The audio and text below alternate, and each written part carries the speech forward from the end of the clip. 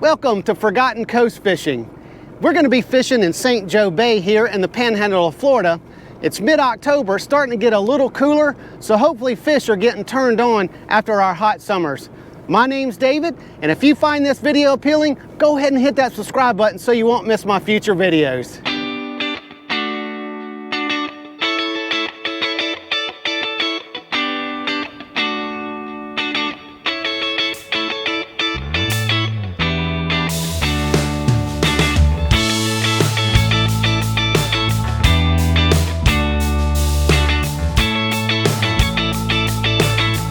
All right, so I've set us up on this drift. We're in about a foot of water, and it's gonna get a little deeper as we go this way. The water temperature is showing 70 degrees, so I'm not sure if the fish are kind of shallow or a little bit deeper. So by drifting over this, different depths of water, hopefully we'll find these fish. And since we're pretty shallow, I'm gonna start out with this topwater. This is made by Yozuri.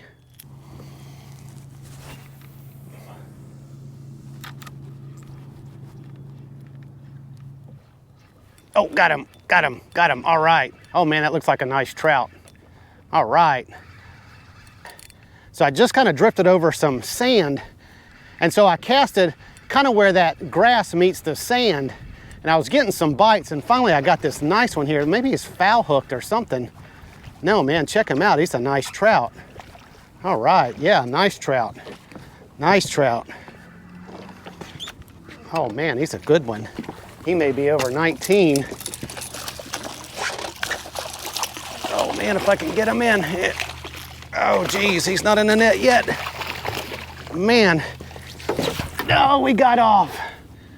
Jeez, man. I was fumbling around with this net so much, I lost him.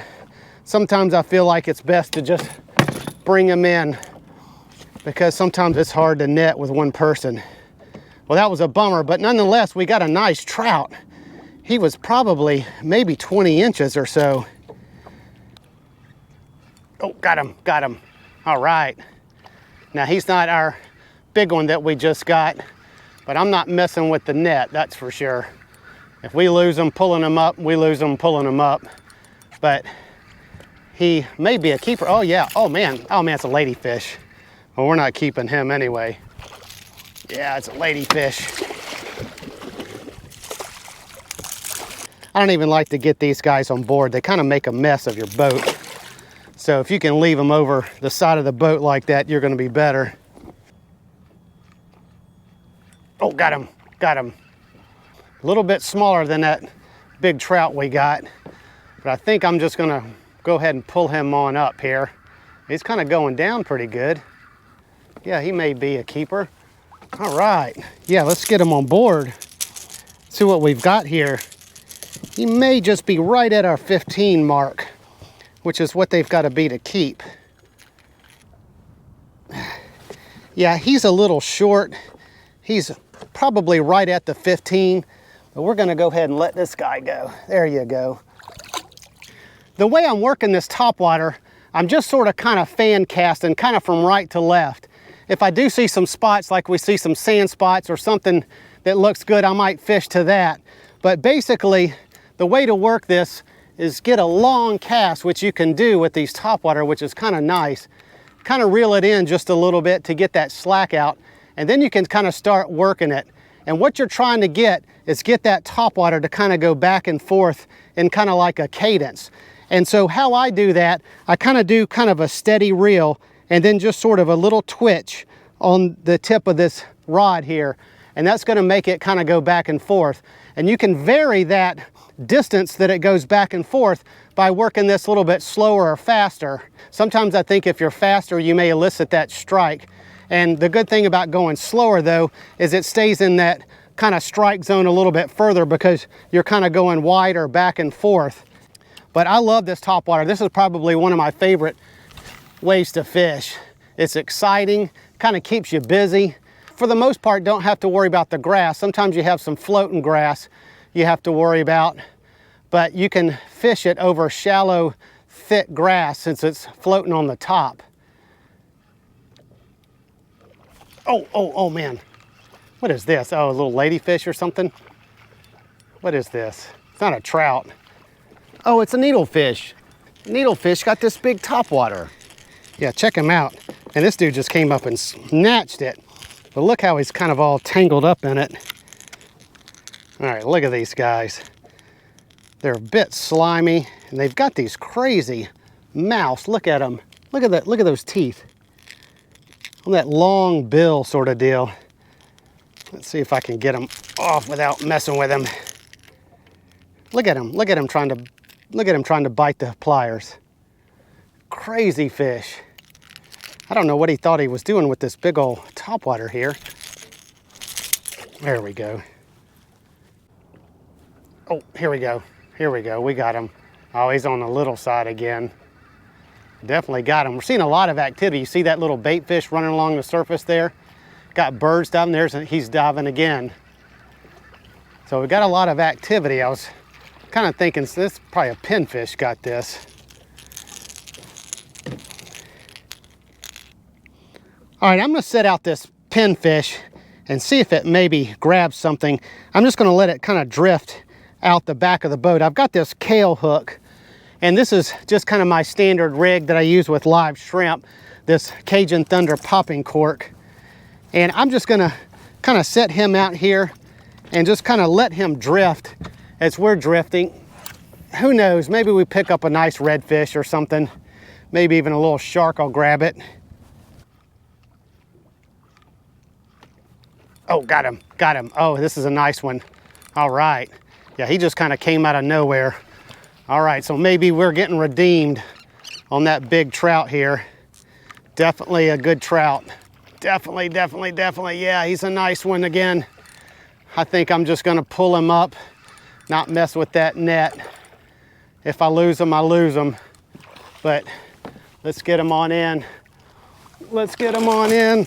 Yes, we got him in. All right, we got redeemed with our big trout. I'm not sure if he's as big as that other one, because that other one was a hoss. But nonetheless, we got a nice trout on this topwater.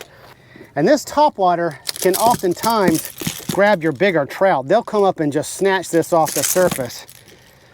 All right, I'm not gonna chance losing this guy. Let's put him on the fish grip. All right, get a measurement. Yeah, he's almost 19. So he's 18 and a half. And we get to keep 3 between 15 and 19. We do get to keep 1 over 19, but he's right up under, so let's go ahead and get this guy in the box. All right, I'm gonna go ahead and head on in. As you can kind of maybe see, we've gotten to pretty much low tide.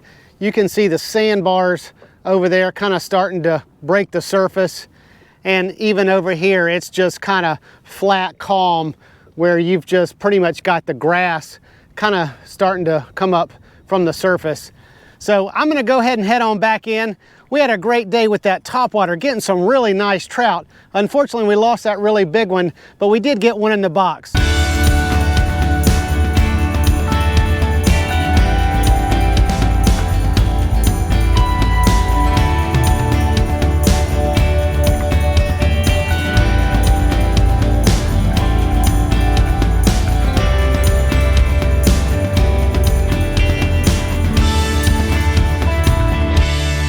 We're going to be cleaning up this beautiful trout.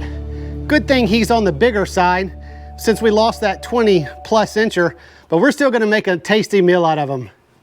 And I'm going to be using my Sword 7-inch flexi to clean this trout.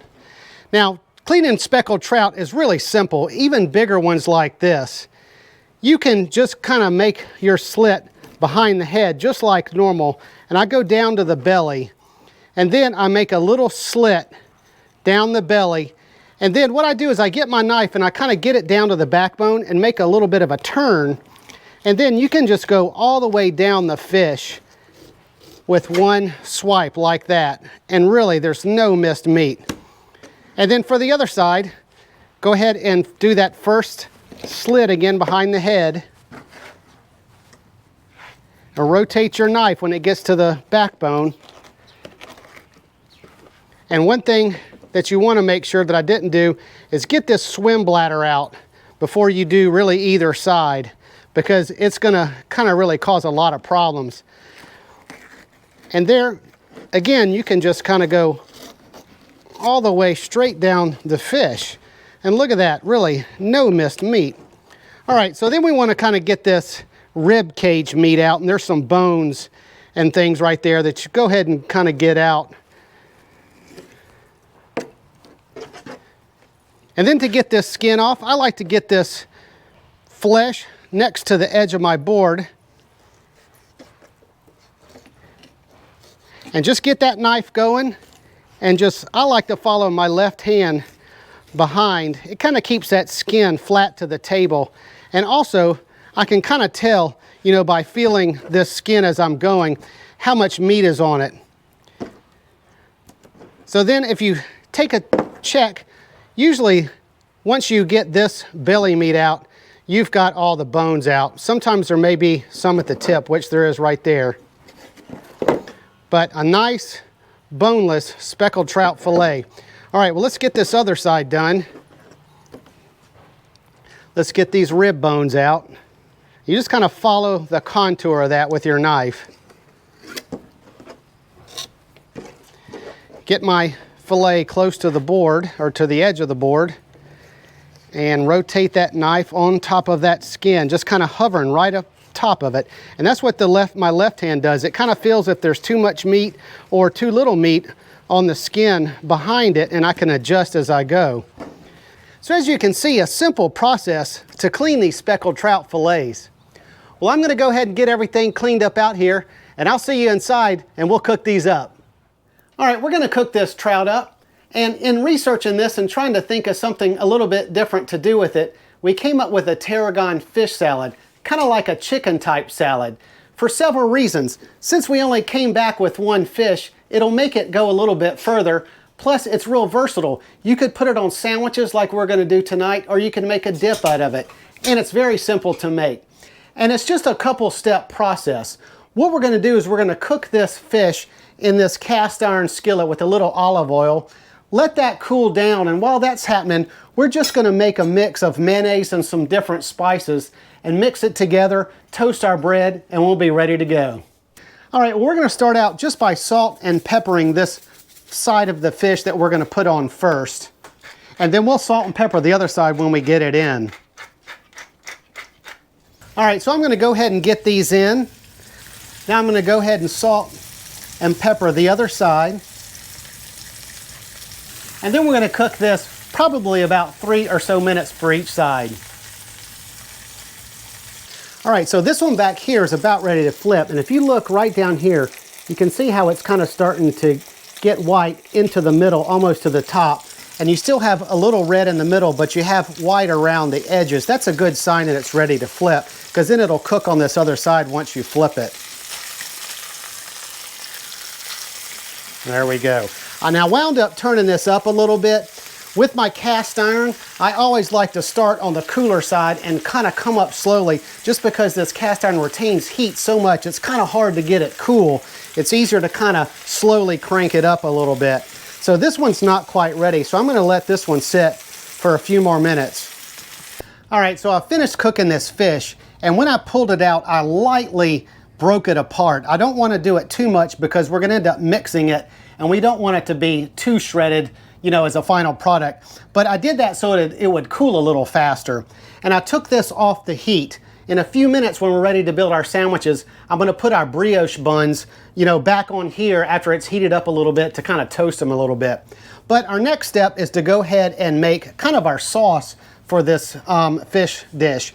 So what we have here, this is 3/4 of a cup of mayonnaise.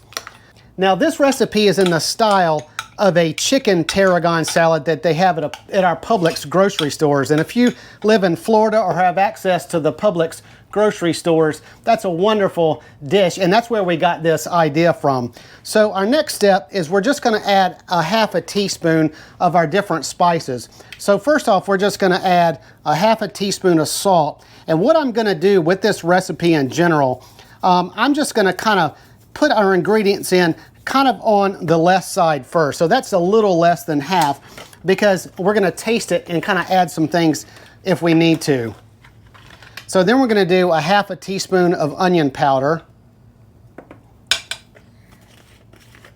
a 1/2 teaspoon of garlic powder, and a half a teaspoon of tarragon. Now this is dried tarragon. You certainly could use fresh, and in that case, you would use quite a bit more. And that's essentially all of our ingredients. Now I'm just going to kind of mix this up, give it a taste test, and then kind of see what we need to add. So I think we need some more tarragon. So I'm going to put a little less than a half. Actually, let's just go ahead and do it a half, because that'll make a teaspoon, a full teaspoon total. Now the last ingredient would be 1/3 cup of these almonds. Now I'm having some sort of allergy to peanuts, and it could be different nuts and things. So to play it safe, I'm going to leave these out. When I make these for Ruth and Steven, they can go and add these back in here. But this is definitely a main ingredient to this dish because it gives you that crunch. All right, I'm going to put the lid on this, set it in the refrigerator, and wait for this fish to cool before we mix it. All right, so we let this fish cool down. We're just going to go ahead and dump this in the same bowl. And what you want to do, since this fish is so delicate, you want to kind of just fold it in. Kind of take your time. You don't have to be in a rush because you don't want that fish to get too shredded. You still want some chunks. And even taking it easy like this, you know, it is going to break apart some.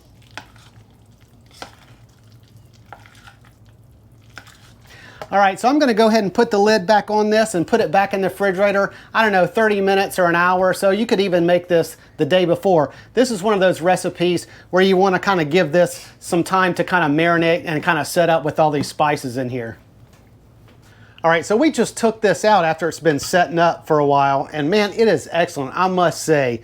To just kind of throw this recipe together with some simple spices, trying to mimic that Publix recipe, it turned out fabulous. So definitely, I'm going to leave this down in the description so you can make this for yourself. So our next step is we're going to go ahead and toast our brioche buns that we have here back in our skillet that we cooked the fish in.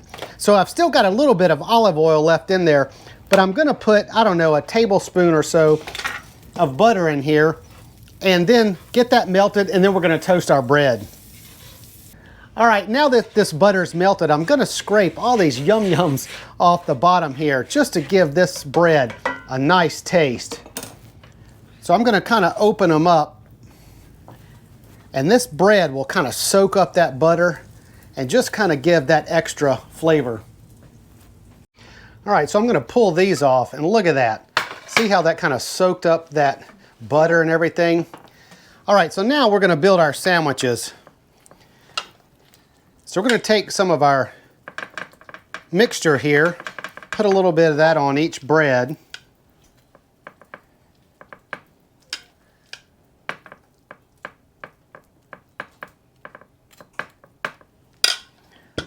And for Ruth over here, I'm going to put her almonds on. Now this is really going to make it like that Publix recipe. Then we're going to top with a little bit of lettuce. All right, there you go. Here's our tarragon fish sandwiches. If you enjoyed this video, give me a thumbs up and hit that subscribe button so you won't miss my future videos. So until next time, hope to see you on another episode of Forgotten Coast Fishing.